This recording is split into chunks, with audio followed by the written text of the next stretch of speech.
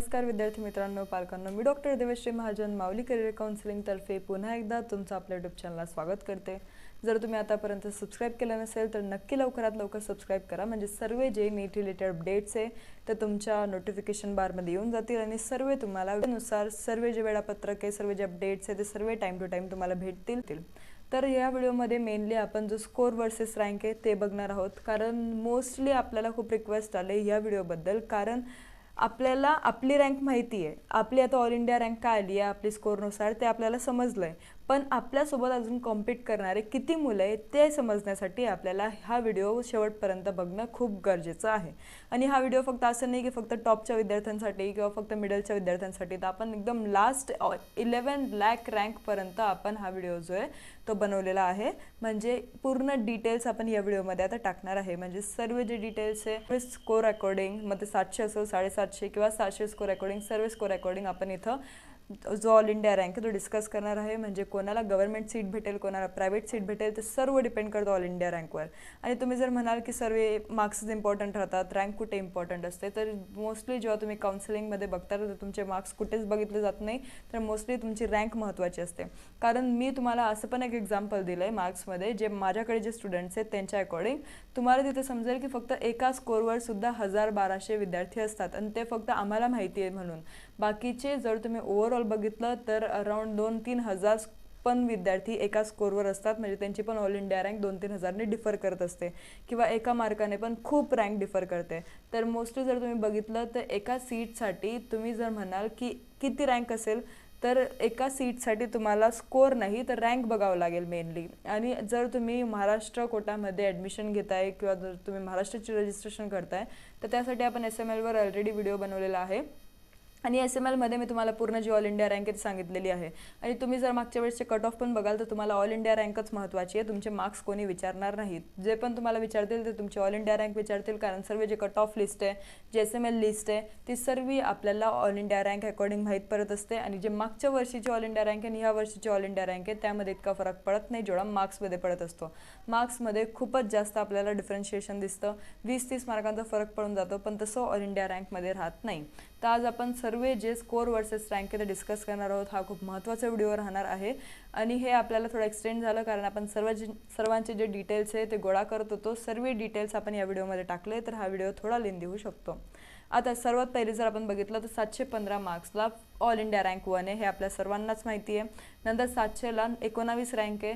नंतर जर 690 बघितलं तर अराउंड 138 ऑल इंडिया रँक तुम्हाला दिसते। नंतर 655वर अराउंड 1145, नंतर 621वर अराउंड 4900, 620वर अराउंड 5000 ऑल इंडिया रँक तुम्हाला दिसते। आता तुम्ही म्हणाल की हे कन्फर्म ऑल इंडिया रँक आहे का, तर नाही, अराउंड खूप विद्यार्थी एका स्कोरवर असतात। जसं मी तुम्हाला सांगितलं, तर आपण ही जी आहे round of all India rank घेणार आहे, म्हणजे जवळपासची रँक काय आहे ते आपण या व्हिडिओमध्ये बघणार आहे। नंतर जर आपण बघितलं की 605, तर 605ला अराउंड 8400 ऑल इंडिया रँक आपल्याला दिसते।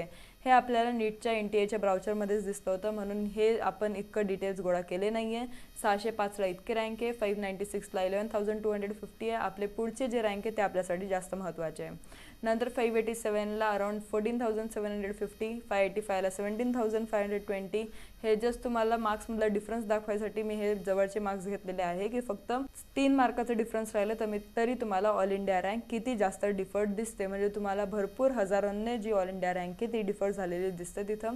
नंतर जर आपण बघितलं तर अराउंड 576ला 19900, 573ला 21700 इथं रँक आपल्याला दिसते।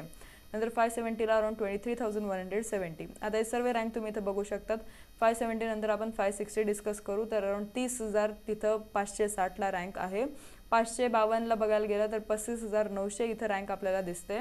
नंतर 533ला अराउंड 52,600, 528ला अराउंड 57,190, 510ला अराउंड 77,200। आता 502ला तुम्ही म्हणाल की इथं मी 3 रँक का लिहिले आहे, तर 3 आपल्याकडे जेवढे स्टुडंट्स एनरोल्ड आहे त्यांचे सर्वांचे रँक आपण इथं टाकले, त्यांचं नियर अबाउट टाकलंय आपण, सर्व जर स्टडी करून हा व्हिडिओ जो तो बनवतोय।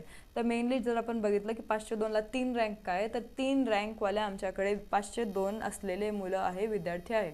तर इथं आपल्याला जस्ट आपल्या डिटेल्सनुसार आपले जे काही डाटा आहे त्यानुसार आपल्याला समजतंय की इथं अराउंड 1100 मुलं जे 502 मार्क्स असणारे आहे. म्हणजे टोटल एकाची रँक होती 86,805, दुसऱ्याची रँक होती 86,970 आणि तिसऱ्याची रँक होती 88,023.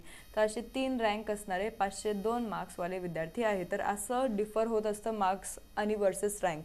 कारण आपल्याला फक्त मार्क्स बघून फायदा होत नाही. मार्क्स बघून कुठेच तुमचा नंबर लागणार नाही आहे. तुमचं जे सर्व काउन्सिलिंग आहे ती अकॉर्डिंग टू रँकच लागणार आहे. आणि जर तुम्ही म्हणाल की मला आता 250 आहे किंवा 300 आहे तर मला MBBS लागेल का, तर इतके कट ऑफ तुम्हाला एक्सप्लेन केले. कट ऑफमध्ये मी तुम्हाला सांगितलं आहे की 550चा कट ऑफ जाऊ शकतो.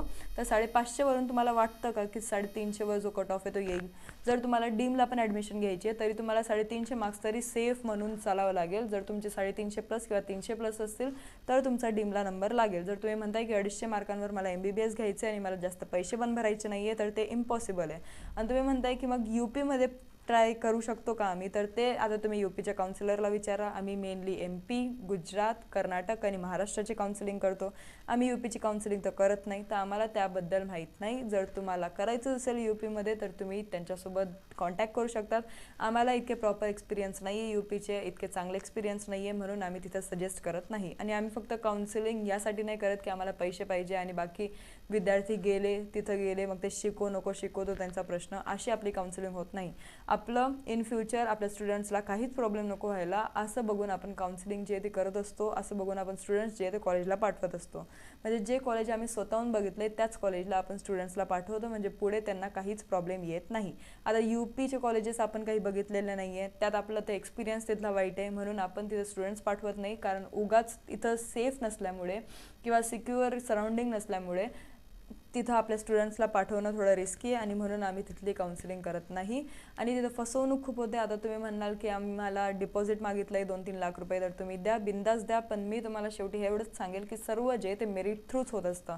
आता जेव्हा आम्ही सांगत होतो तुम्हाला की कट ऑफ हाय जाईल, तर इथं तुम्हाला दिसत असेल की 560ला अराउंड 30,000 रँक आहे. आणि आपले गव्हर्नमेंट सीट जे आहे ते अराउंड 560-550 पर्यंत फुलून जातील. ज्यांचा स्कोअर 550 किंवा 560 आहे त्यांनाच गव्हर्नमेंट MBBS कॉलेज भेटेल. कारण आता ऑल इंडिया रँक आपली खूप डिफर करते स्कोअर अकॉर्डिंग. ते मी तुम्हाला आत्ताच सांगितलं. तर फक्त स्कोअर बघून चालणार नाही, तर तुम्हाला ऑल इंडिया रँक पण बघावं लागेल.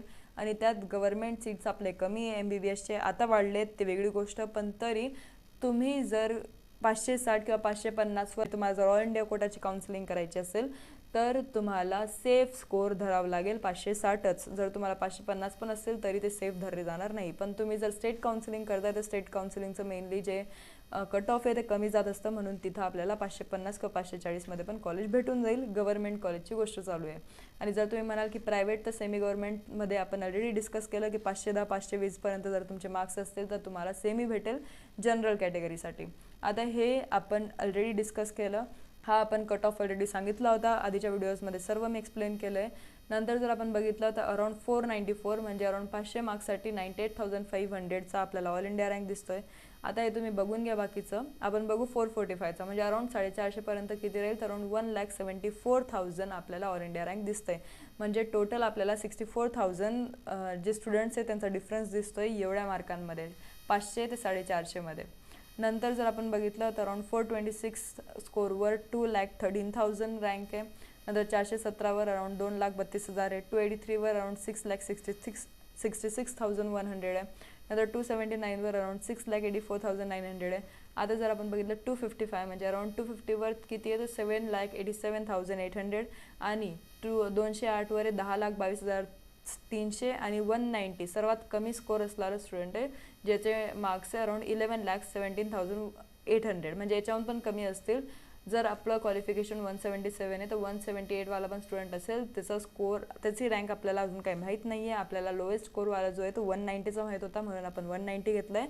तर अराउंड 11,17,800 पर्यंत त्यांची जी रँक आहे ती आलेली आहे. जर तुम्ही अजून 178 पर्यंत जाणार तर अजून खाली जी रँक आहे ती जाईल. आणि म्हणून तुमचं जे काही कॉलेज सिलेक्शन आहे किंवा जे काही काउन्सिलिंग आहे ते सर्व आपलं ऑल इंडिया रँक थ्रूच चालू असतात, ते एक लक्षात घ्या.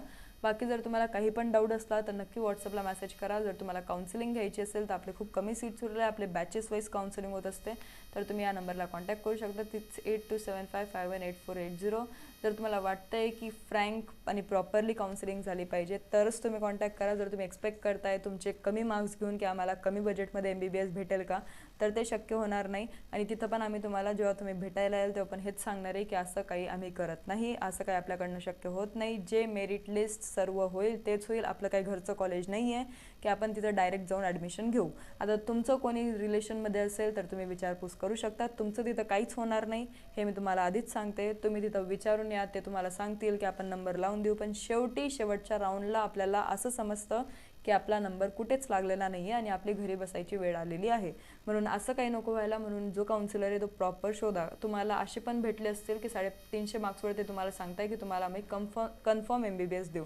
आता मला त्या लोकांवर डाऊट नाही आहे, पण तुमच्यावर डाऊट आहे की तुम्ही त्या लोकांवर कसं काय विश्वास ठेवता. कारण काउन्सिलरचं काम, बाकी जे एजंट लोक आहे त्यांचं कामच हे की फसवणूक करणं. तसं आपल्याला जमत नाही. आपण जे फ्रँकली ते सांगतो. आता 350 वाल्यांचा जर कॉल आला असेल किंवा जर 250वर तुम्ही एक्सपेक्ट करताय की MBBS भेटेल का, त्यात तुम्ही जर डीम कॉलेजला पण घ्यायला तयार नाही आहे, तर मग तसं आपल्याकडनं शक्य होत नाही. हे मी तुम्हाला ऑलरेडी सांगितलं आहे. BMS घ्यायची तयारी असेल तर कॉन्टॅक्ट करा. आणि MBBSसाठी जर तुम्हाला 500पेक्षा जास्त मार्क्स असतील तरच कॉन्टॅक्ट करा जनरल कॅटेगरीसाठी.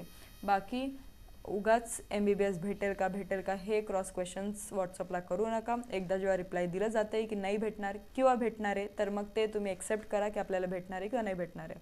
परत त्यावर क्रॉस क्वेश्चन्स करू नका आणि 4 वेळेस एकच गोष्ट विचारू नका. जर काही पण डाऊट असेल तर तुम्ही कमेंट सेक्शनमध्ये सांगू शकता. त्यात BMSचा सर्वात कमी जे फीज असलेले कॉलेजेस आहे त्यावर आपण व्हिडिओ बनवायचा विचार करतो आहे. तुम्हाला जर त्यावर व्हिडिओ पाहिजे असेल तर मला कमेंट सेक्शनमध्ये सांगा की BMS लोवेस्ट कट ऑफ किंवा लोवेस्ट फीज कॉलेजेस जे त्यावर व्हिडिओ बनवा. मी नक्की उद्या किंवा परवापर्यंत तो अपलोड करण्याचा प्रयत्न करेल. धन्यवाद.